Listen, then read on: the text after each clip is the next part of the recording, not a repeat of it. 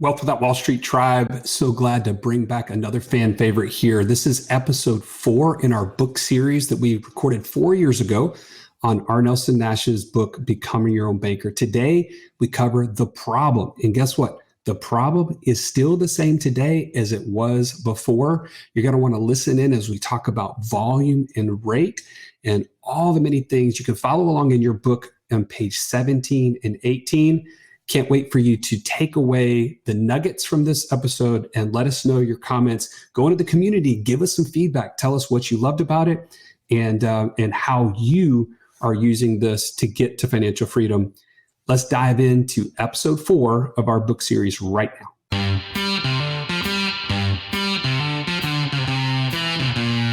Welcome to the Wealth Without Wall Street podcast, your guide to understanding how to get out of the Wall Street rat race and start your own mailbox money lifestyle. Now, don't let these handsome Southern draws fool you. These financial minds are teaching our country to enhance savings, increase cash flow, and create passive income, all without the help of Wall Street. Are you ready to break through? Now here are your hosts, Russ Morgan and Joey Murray. Welcome. This is the Wealth Without Wall Street podcast. Your host, Joey, the Italian Stallion Murray, joined as always by Russ, the Idea Guy Morgan. Russ, we're going to continue our conversation. This is the book review of Becoming Your Own Banker by Nelson Nash. Episode number 4 on this. That's right. We got to continue the conversation. We're taking it bit by bit. This is the problem, page 19 and 20. Yeah, the problem, one of the things that I love about this is that Nelson starts off with a pretty famous Bible verse, John 5:6. He says, do you want to get well? He's, in this part of the Bible, Jesus is talking to the person who's been sitting next to this healing spring. Right. And never seems to be the first one in the water once it's been stirred up to be healed. And he says to him, do you want to be healed? Now, why would Nelson start off this section with a Bible verse? Especially this one. Well, I think when you're talking about finance, we have to identify there is a problem. And a lot of times we're very prideful as individuals. I know I am. I struggle with that. That's a big issue in my life. People already know there's a problem. Just like this guy was sitting there. Problem with me or a problem with what? Well, just in general, with finance, right? And this guy's sitting next to the well. He knows he has a problem. He knows he has a well. He knows he's like, oh, I can't get there fast enough. I can't be the first one in. But I think a big part of where Nelson is going with this is, are we willing to say, yes, I have a problem, and yes, I do want to be well? Acknowledge it and make a change. Yeah. So think about your finances right now. Where is it that you see a problem? Where are the things that you could be improving on? And today's lesson was going to be on talking about how he broke down an area of finance that really, I think, has gotten really thrown out of whack. And we're talking about rates, and we're going to get into whether or not what rate we should be getting on our money, what rate should we be paying for our debts, and all this different things. But to start off with, it's really, do we want a solution? Are we willing to accept the problem? And I know that you're listening to this and you're like, yes, that's the reason I'm here. But there's a lot of your friends and people that you talk to on a regular basis. That's probably one of the biggest struggles that they have when you're trying to share this with them, is that sometimes they don't believe there's a problem. Well, they either don't believe there's a problem, or they have listened to and they've been lulled to sleep by, you guessed it, the Wall Street mindset. We have talked about this on numerous occasions. This is the whole reason that Wealth Without Wall Street exists, is to continue to uncover these lies and these things that have been taught to us that just are not true. Yeah, let's break out of that mindset that, and I think today we're gonna break open Willie Wall Street's rate monster. Absolutely. Okay, rate monster. What do you mean by that? Well, I mean, think about that. Really, if in this book, Nelson starts talking about, if you get the all-American person, right? You get the all-American person, they're young, they start making money, and you got to think this book was written in year 2000. That's right. And it says this individual's in their late 20s, and they're making $28,500. Now, you and I were having a discussion about that. Like, one of the hard parts sometimes when people read his book, one, they forget this book was 19 years old, right? So some of the numbers are a little out of whack. And they're like, oh, well, that doesn't apply to me. But they just immediately discount it because of those things. Yeah. But I remember 2000 is when I left Auburn. That's when I graduated from college. I took a job as a management trainee position at this little enterprise rent-a-car there in Columbus, Georgia. And I was making about $28,000 a year. So I'm thinking like 2000. Yeah. So he interviewed you for this part of the book. Yeah. Well, he wrote it about. Yeah. I mean, there's a lot of things that he got right about that. Right. But it said I relate to where he is as he's talking about these numbers. The all-American person making $28,500. The majority of the money going out, I think he said 40% was going to living, right? That's right. 30% was going to housing. 45 on living. Oh, was it? Yeah. Well, give me the numbers then. You got them sitting in front of me. So he did 20% on autos, 30% on housing, and 45% on living. But then he said, but let's see if you could live off of 40. So you were right. Let's see if you can live off 40 so you can save that remaining 10%, which we know. Did you hear what true. Joey just said? What? Repeat that last statement you said. What? That you were right. Okay, good. I just needed it on the record for twice. All right. So 40% for living, 30% for housing, and then 20% for autos. And then he said he knows that the average person is spending more than that. I give you credit back. And they're really only saving maybe 5%. Yeah, if they're lucky. But if he gives them, say, hey, I'm going to let them, for lifestyle, only spend 40, then they'll save 10. So he really starts thinking about, like, if you get this person together with all their friends, they're sitting around the table, they're talking about money, what is it that they're going to start focusing on? What rate should I be getting on the money I'm saving? Let me tell you how good my 401k's done in the last 5 years. Exactly. Right? Let me tell you about this. Russ? Yeah. It's strong to quite strong. To quite strong. Right. That's where he says the conversation is going to be. And so really what he's identifying is that out of 100% of the money is coming in, how much are they putting away? 10%. And what are they focused on? What that 10% is doing. Right. But they have completely forgotten the 90% that's leaving their hands and what it's costing them to have that on an ongoing basis. So I'm going to point this out. Right out of the gate, he's saying the focus is on the wrong place. The focus is on interest rates. Now, again, I'm going to point to that as Wall Street has taught us to do that. And this is coming from me, my background in mortgage. This was probably one of the hardest things for me to really take in. This section, I'm just going to be honest with you. When I read this book for the first time, I see these 2 pages and I'm like, immediately start discounting the entire book, just being honest, because of the things he puts in there about interest rates. I'm like, realistically, I'm not paying 20% of my income towards auto loans. I pay cash for cars. Right. That was my initial thought, right? And maybe some of you are listening thinking the same thing. But then he expands on it. He says, you're either paying by charge card or banknotes, they're financed, these items, or the balance is financed by paying cash for them. Okay, so I needed to get myself in check there right out of the gate. The second thing, he starts talking about how the automobile is financed. He says, oh yeah, the typical finance cost for automobiles is $10,550 for 48 months with an interest rate at least 8.5%. Well, I mean, we're here in the later 2010s, 2015, all that. Rates are not 10%, 8.5%. They're like 3%, 2.9, whatever. I'm like, this guy doesn't know what he's talking about. He's trying to inflate something unnecessarily to prove his point. And I'm just being honest. This is what I'm thinking because I'm the mortgage guy. I'm sitting there seeing interest rates every day, all day. I have bought it hook, line, and sinker. Well, and it's funny because you and I, as we were prepping for this podcast, what did we do? We went and typed in historical auto rates. Yep. The Federal Reserve's, graph shows up. We go and click on it, and what did we see? What interest rates were in 2000? They were like 10%. It's showing average. The average 48-month loan in 2000 was right around 10%, according to the Federal Reserve. So that's just where Nelson went and got these numbers. It wasn't like he made them up, but some people weren't paying 10%. Some people may have been paying 6% at that point in time. I don't remember. That's way too long ago, right? I mean, that's the part that, we apply today's information.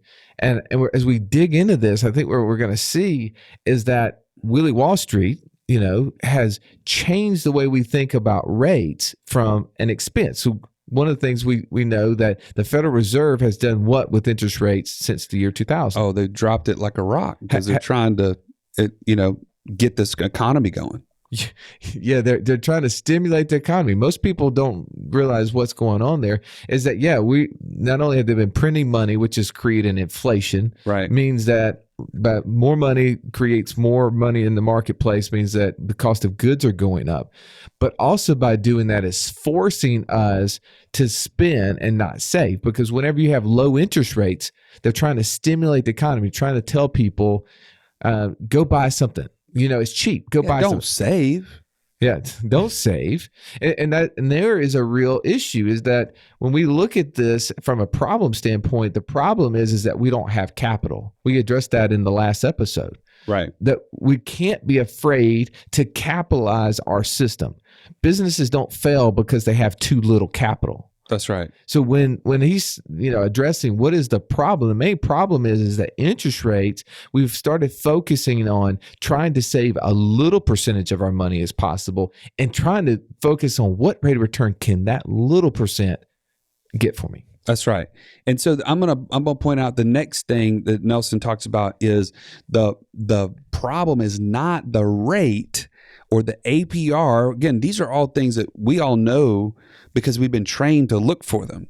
He said it's the volume. And so when he really breaks this down, he says that, he gives the example of the shot, which I love this. He said, a shot is given to you with no real regard to the rate at which it's applied, but the volume is life or death. Right? The amount of that shot, too little, it's ineffective. Too much, it could kill you. Mm-hmm. So that is the most important piece about, in this case, medicinal purposes. But we talk about from the average American household, he really starts breaking it down as to what we're actually spending out of each dollar towards finance costs. So let's talk through that. Well, it's about volume, not rate. We talk about, even in the last episode, we talked about velocity, right? Right. How fast can we get all of this going, right? The more times a bank is not interested in charging you the highest rate. What are they interested in? How many times can they do it? The volume of transactions, the velocity of those transactions working. So the same thing's true here, is where should we be focused? Should we be focused on the interest rate that I can buy a car at, or I can buy a home at, or whatever else I can finance? I mean, he goes in to say, if you go down to a local car dealer and you ask them what percentage of cars that are bought have been paid off before they trade in, and he says it was like 70% of cars that have been traded in are still have a balance on them. And he says then you go down and you go to the real high dollar car dealerships, right? Yeah. And you say, what percentage of the cars here are leased versus finance? And he says that number gets way on up there, maybe 75% or more. Yeah, and just to correct you, he was saying 95% of the cars that are turned in have not been paid off, not 70. So you're off there. But that's crazy. I knew it was going to come back if I said earlier. I mean, I had to correct you. Okay, sorry. It was coming.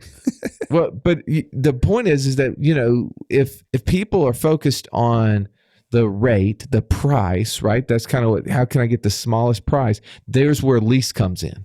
That's right. And I know that, I don't think he addresses it here, but I can remember in his seminars he would do this. He'd say, let's think about this, right? There has to be an owner.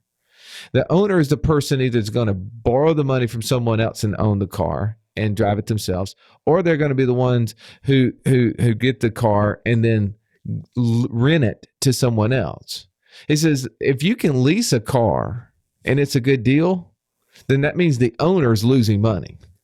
And that deal never works out that way. That equation never works. So how is it that the owner's it losing wouldn't continue money? if it did work that way, it'd be short lived. It should be short lived. Now I know you got a rental property that seems like maybe the renter's getting a better deal. Than You mean the one that has holes in the drywall and you can see the neighbor upstairs right now? Yeah, that's no good. So sometimes the renter may be getting a better deal. I don't know. That they're the one living in the house with some the hole people would say I'm toilet. underwater, both literally and figuratively on that deal. But he's basically breaking out kind of logically that can't work. But sometimes that's what happens. We lease cars because we go, man, this is the cheapest price, right? It's a smaller payment. So then if I don't spend an extra $200 or $500 a month for this car payment, then I can be saving it. I've got to be winning. That's right. And he says, well, but the reality is that it can't be, because if that was the case, if renting was always better than owning, then nobody would ever own.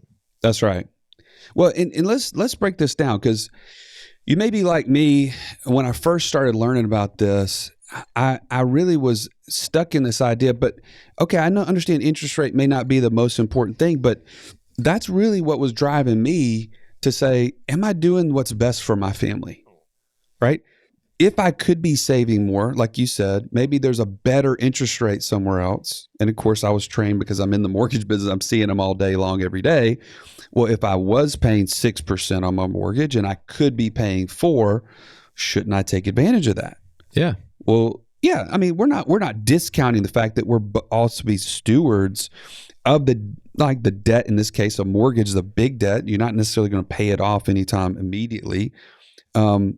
So we want to take advantage of that. So I'm not discounting that.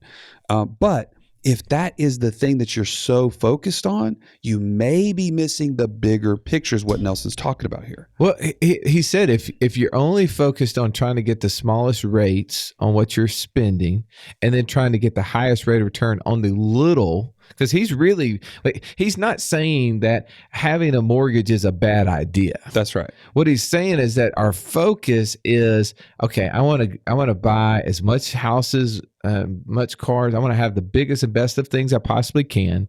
And I'm going to spend 90% of all the dollars I have toward those things. And then I'm going to take this little amount and I'm trying to get the highest rate of return. So what he's saying is we got to change our focus. Internally, we can't go, man, I want the highest rate of return on my littlest amount of money. Because if you took it and said, well, if I could earn 3 or 4% on 90% of all the dollars that come in, right, in comparison to earning 20% on the 10% of the dollars that I'm trying to save, which one would be a bigger number? I'm going to go with the 90% earning 3 to 4%. Exactly. Well, we think about that, all the dollars that we've spent over time versus what those dollars that we have saved, the little that it's actually accumulated. Because most of the time when people look in their account balances, they see big numbers, but if they went and subtract out everything they put in them, what's left over is pretty small. That's right. It's minuscule. But what is it that we focus on? So that's kind of the whole thing, is shouldn't we know what's really happened so that we can really know what to do going forward? That's right. And I think this is a perfect time to introduce his idea of the airplane example. Okay. So let's break down what he's talking about in the book. The volume of interest that the American family is putting towards debt, or the finance charge of all the things that we either finance through a bank or, like he says, finance by paying cash. Again, if that's unclear to you, we've got the video in the show notes about the true cost of paying cash. Watch that. You'll get all the numbers that your little heart desires, because guess what? I need to be proved that just like everybody else. Go watch that. But let's just assume what Nelson is talking about. 34.5% of every dollar the American family is leaking towards finance costs. Okay. He breaks it down in this area into auto, into mortgage and living expenses, but 34.5% is going out the door. And he points out we were saving 10%, again, on an aggressive scale. Well, So break down what he's talking about on the airplane. But that's a really, if you took the percentage of your mortgage payment, subtracted out the principal, and you said, okay, how much of that is interest? It's probably close to 85% unless you've been in your home for 10 or 15 years, right? Yeah, because he does point out the first 5 years is when people start to move it or refinance it. It's always so. It is the volume of that. And you know that you were in the mortgage business. Your job was to get them to refi, right? Oh man, it was to their benefit.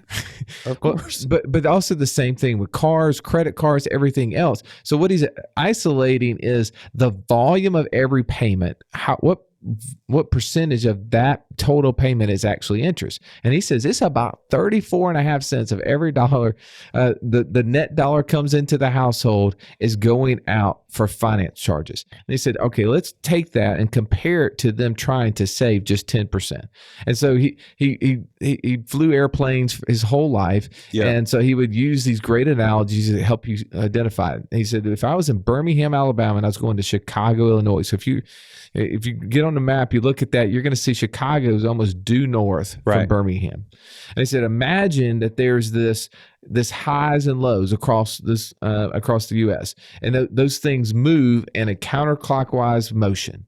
And he says, I'm going to make the wind, right? This wind that's going to be moving from left to right, from west to east, as what all of these highs and lows do. He said, imagine that thing is set up right. Just the front edge right over the top of Birmingham and Chicago. So that means that wind current is basically coming down from Chicago straight at Birmingham. And that would be the 34.5%. So he just said 345 miles per hour. Let's make that miles per hour. So that'd be 345 miles per hour. And imagine your airplane is what you're saving. That's your 10%. So let's add a zero. That means your airplane can fly 100 miles an hour. So if you're trying to get to Chicago, flying an airplane at 100 miles an hour to a 345 mile an hour headwind, what would really be happening? You're going backwards. You're heading toward Miami at 245 miles an hour. Exactly. So the best thing you could do is what? Just land the plane. Just stay where you're at. Get on the ground as quickly as possible. Evaluate the situation. He said, now, here's the thing is that highs and lows moves a little bit. It gets centered right over the top of you where there is no wind. And he said, this is where people who are listening to some of the other financial gurus talk about get out of debt, get out of debt, get out of debt, say, oh, can't be any better. There is no headwind. There is no interest because I'm paying cash for everything, right? Right. And so now I'm covering the ground at 100 miles an hour. I'm heading towards Chicago. What could be better than that? And he said, then you get them together. What do they start talking about? Man, maybe I can make my airplane go 105 miles an hour. Yeah. Maybe I can make it go 110. Now we start stressing that airplane a little bit. If you've listened to our show for any length of time, you've heard us talk about infinite banking and how we were able to use that concept to create over $50,000 a month in passive income. But it's just not that easy to figure out, how does this all connect into my own personal system? Stallion, that's why we created the passive income operating system, bro. It shows you how to turn active income into passive income. It makes all the steps come together. If you would like to get access to it as a podcast listener, we've never given this away in public before. Go to wealthwithoutwallstreet.com/PIOS. There was nothing worse than walking into class when you're in school and the teacher saying, pop quiz day. Why? Because you were unprepared. Are you unprepared, though, for financial freedom? Don't be. Find out how close you are by taking our 30-second quiz at wealthwithoutwallstreet.com/quiz. But before you continue that same conversation is happening not only when you've paid off all the debts. Let's say that guy that has no headwind, tailwind, he's in that kind of neutral environment going 100 miles an hour. It's also happening when that headwind is still present. Okay, so don't discount that. Someone is in that airplane saying, man, you know what? It feels like I'm going backwards right now. I've got this 345 miles pushing me backwards.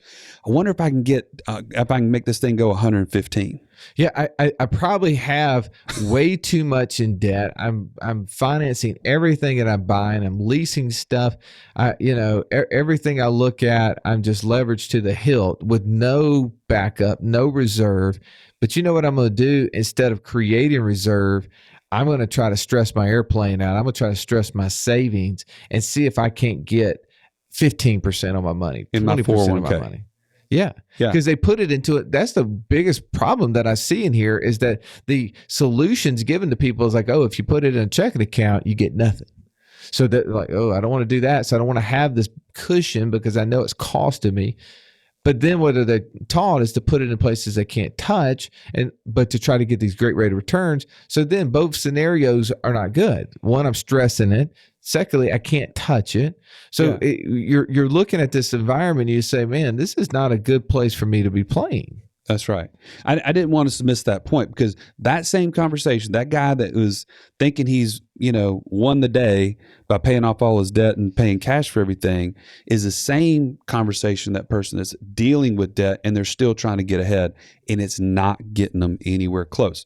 So then let's talk about the last environment he's talking about. So he says if this high moves over, and they always do, now this thing is set up where the circulation is actually moving from Birmingham toward Chicago, right? Right. Imagine this circle, this wind motion, and now that 345 mile an hour wind becomes a tailwind. Right. Pushing that airplane forward. Pushing the airplane. So now my airplane that flies at 100 miles an hour is being pushed at 345, and I'm covering the ground at 445. And he says, man, that's a pretty big difference. Now think about that. What is it though? So explain that. What is it that's really, what is he saying is happening there? So what he's saying is that by taking over that banking function of financing everything that you buy by paying cash, but now through your own banking function. Okay. So the cash flows don't change. Right? The cash flow of money going out the door for the same things we're going to purchase, the same things that we're going to buy, living expenses, all those things don't change. They're just now in an environment that you own and control. And that interest that you were paying somewhere else, either by lost opportunity or by finance charge, is now pushing you forward. You now own and control that environment. And isn't it just a process? Like there's no magic to this. I mean, sometimes people want to know like, where's the catch within this? And you're probably telling people that you know about what you're doing with your policies. And they're like, where's the catch? There's not a catch. This is like basic finance 101. The thing is that people are trying to find magical ways to do things, and they start focusing on the wrong issues. And what people do, the old adage, I'll buy term and invest the difference, but it's really I'll buy term and I'll spend the difference. Right. What Nelson's showing is this is a process of human behavior, and we need to create a way to avoid it. So we have to, one, identify there's a problem, and two, let's create a solution. So if I borrow money against my insurance contracts and I create a system to repay it, right? There is a process to do that. It's not just like, oh, well, if I have extra money, I'll do it. No, there's a system. We're going to actually follow a process to put the money back in. So now all of that extra money, that 34.5 cents or the 345 in the airplane analogy, is now going toward us. Well, if we're saving 10% and we're putting that back too, that's just going to propel us across the ground. And he says, it looks really good when you see that 445, but when everybody else is going backwards at 245, that's a dramatic difference. Because everything we do is compared to what everyone else is doing. That's right. And we're going to be in a position so much better. So when the market turns, which it will again, there's going to be the people who are going backwards at 245 are going to be in a world of hurt.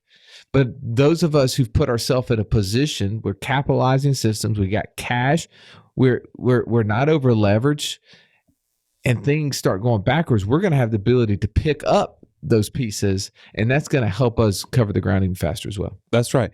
And I think the key thing is actually right at the very end of this section on page 20, on page 18. I was mentioning the wrong pages earlier. He talks about the most important things that we can do. And I'm just going to read it because I feel like it'd do justice for us to do that. Somehow or another, it never dawns on most financial gurus that you can control the financial environment in which you operate. Perhaps it is caused by lack of imagination. We've talked about that before. But whatever the cause, learning to control it is the most profitable thing that you can do over a lifetime. So my whole takeaway from this, and what I think he's trying to say, is that the environment and the control of it is the absolute most important thing that we have to learn to control. And the learning part is what we're going to get to here in just a second. So let's talk through some practical things that we can do as a result of what he's saying.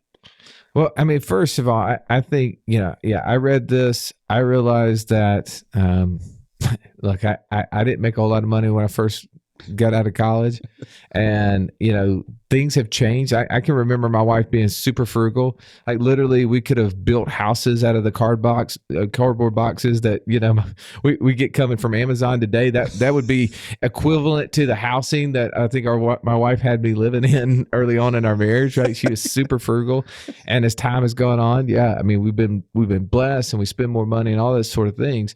So, I get it, right? And I know that, as we make more money, we're going to spend more. And we got to have a process for that. We have to have a way to get this tailwind. Now, after doing this for 10 years, Joey. Right. 10 years. And you've heard of me say this on the podcast before. I've expanded my system to 19 policies, right? There's a lot of things I've done wrong in 10 years. But there's I can account for that. Yeah. There's been some really good things that's happened as a part of this learning and creating this environment. And the goal is, I read a book a long time ago, George Clayton's book, The Richest Man in Babylon. Oh, classic. Yeah. We're going to have to do a podcast on this because I think this is a great book. But one of the things I remember stood out to me is that he was saying, you got to start your purse to fattening, meaning that, and his concept was you have to save at least 10%. But if you have debts, you should live off 70% of what you bring in, and the other 30% should be going towards your savings and to getting rid of them. And so I've tried to keep that number in my head as, what percentage of the money that I bring in should I be shoving toward these insurance policies? And then slowly but surely taking loans against those insurance policies to get rid of those debts that have been accumulated. But if I can live off 70%, and ultimately have that 30% moving in my favor. Nelson's is 34.5. So maybe I need to up my ante a little bit here, because that was kind of my starting point, was off that Richest Man in Babylon book, which was 30%. And Nelson's just saying 34.5. Either one of those are really good goals, but do we have that goal? Are we looking at our finances and saying, I'm going to create a system or expand my system to meet at least 30% of my income that comes in? I'm going to make it handle that functionality, because there lies the ability for us to get a tailwind, ability for us to get out of that headwind scenarios, that we've built a place where we have enough money to do it. Because I think the problem is that whenever we're only trying to put in a little small amount, we don't have enough to take over those debts. That's right. And so I think what I'm hearing you say is, just practically from what Nelson mentioned, is you should control the environment. The first step of that is, can I live off of 70%? And then what do I do with that 30%? Because one of the most common questions I get from people every day is, how much should I fund this policy with? What's the form? Is there a formula? What percentage should I be saving? And I think this is a really good practical thing for us to all have as a goal. If you're already there, then you can expand beyond it, obviously. But 30% is what should be going into our own system so that we can create that tailwind, like you said. I think it's very easy when you got a book that's 100 years old telling you to do that in The Richest Man in Babylon. I think that's a good place to start, right? There's a financial book that has continue to excel. And yet, but what's really happened is everybody's jumped onto this 10% bandwagon because they really want to spend 90%. Well, the Federal Reserve has taught us not to save. Yeah, I mean, all the books out there are really trying to say, hey, well, you need to live off more and focus on trying to earn greater returns on your 10%. And it's gotten us derailed from the really simple way of doing this whole thing. So let's control the environment. Let's set up a process, expand it, whatever it needs to be to practically hold 30% of our cash flow. Yeah, so do the math on that. If what you're putting into your system right now is 5% of your income, and that's the max you can possibly do, start thinking bigger. Imagine, how could I get to 30%? Right. And call us. Let's talk through that. Let's strategize. And maybe the easiest part of this is that maybe we're only putting in 5% because we're taking another 10 or 15 to pay off debts. Well, if we're following this process, why would we not put in the 20 and take out the money and start paying off the debts through that? Because are we not going to then have a system and a process to put it back? Yeah, we need to do a case study on that, by the way. For sure. All right. Step 3 is learning how to control that environment. And one of the last things he says in here, he says that controlling the environment may be the most profitable thing you can do over a lifetime. Actually learning to control that environment. So setting up the environment is important. Control it. That's the first step. And then expanding it, or imagine. He talks about imagination, but the last one is learning. So how are we going to continue to learn? So that comes with a very cool thing that we've been working on for a while, isn't it? That's right. You've heard us probably back in, I guess it was maybe February, we did a podcast on community. That's right. And we kind of did a little flyer out there saying, hey, community is a wonderful thing. We've got a beautiful thing we call the Wealth Council that is a closed group that our clients get to participate in. But we've got a lot of people saying, I want to participate in that too. Or you have friends that you want to be able to tell about it, but you know that we don't let them in the closed group. Well, we're going to expand that out because I believe learning starts with giving of our own knowledge to other people and also gaining from those other people. So I want you to go to community.wealthwithoutwallstreet.com. You're going to be able to sign up and get access to when it's rolling out. It's coming. Right. This is early access. Yeah, you're going to be able to get access pre-launch. To this information. And because when it comes, we're going to make sure if you say, hey, I want to be a part of this, this is what I want to get. I want to be able to ask Q&A of the podcast guests that you guys have on here. I want to be able to, get information from people all across the country who are doing infinite banking, who are buying real estate. I mean, think about some of the cool things that people in our Wealth Council have been talking about lately. Yeah. I mean, you cannot imagine, that pun is totally intended, what people are putting their systems and their environments at work doing. Just the other day, I had a client call me and say, man, I'm buying a laundromat, an existing laundromat. One, I never thought about something like that, but this is going to create over $6,000 a month in passive income for him. That's what? Cool. That's crazy. Well, think about we had some questions in our Wealth Council the other day talking about buying storage units. Right. Those are things that exist, but if you're not in an environment where people are sharing these ideas, you're missing it. You're not going to expand and continue to learn how to expand that environment. Well, to me, that goes back to the process of rates. If the people were sitting around the water cooler that's what he's talking about in the book early on, is that they're going to be talking about what are they doing with the 10%. If you're sitting around a water cooler, virtual water cooler, right? a digital community of people that are like-minded, and you're talking about what can you be doing with the 90%, who do you think is going to, remember everything was compared to whatever everybody else is doing, who do you think is going to be covering the ground at a faster rate? Yeah, we are. No doubt. So go to community.wealthwithoutwallstreet.com. You're going to be able to get access, whether depending on when you're listening to this, it may be, hey, sign me up because I want you guys to email me and let me know this is coming. Or when you listen to this, it may be live. You may be saying, man, what's in here? I want to jump in. I want to start seeing what's going on in here on a daily basis. And we know this is going to continue to grow, but our goal and objective is going to be to constantly build community with you so that you guys can connect with each other. We're going to add value from all of our strategic partnerships that we have.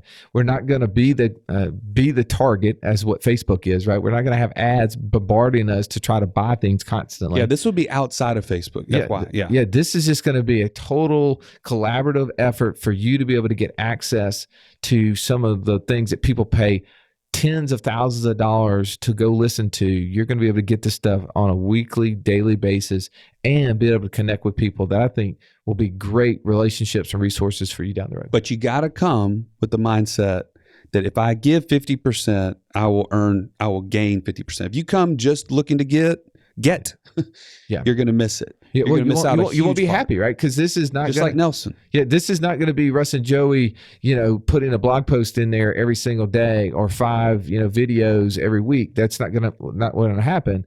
We're going to have lots of hot seat stuff, lots of Q&A. There's going to be lots of value added by our strategic partnerships on a regular basis. But I think the main value is going to be what's going to be you giving to the group. Hey, I'm doing this. I'm trying this. I have problems with this.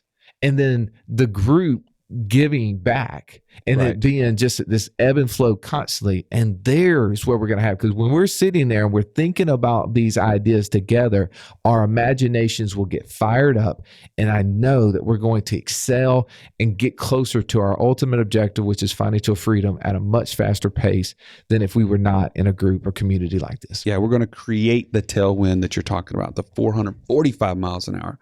All right, so if you're listening to this and you say, okay, Joey, I've never even set this up to begin with, we need to go ahead and have a call. Go to freecall.wealth.wallstreet and we'll be happy to meet with you. One of our advisors, we're happy to meet with you and walk you through this. This was the problem book review. We're going into the next section next time, creating a bank like the ones you already know about. So stay tuned on that. Don't forget to go to sign up for our community.wealthwithoutwallstreet.com. And don't forget the videos. We've got 2 really cool videos in the show notes. One on the true cost of paying cash. And the second is going to be on the max potential to show the problem in real numbers. So you can see, wow, what am I leaving on the table? Okay. This has been an awesome review. Thanks for sticking with us. We'll see you next time. This has been the Wealth Without Wall Street podcast. Don't forget to subscribe to the show to break free of the Wall Street mindset and begin building wealth on your own terms in places you understand so that your wealth will never run dry. See you next episode.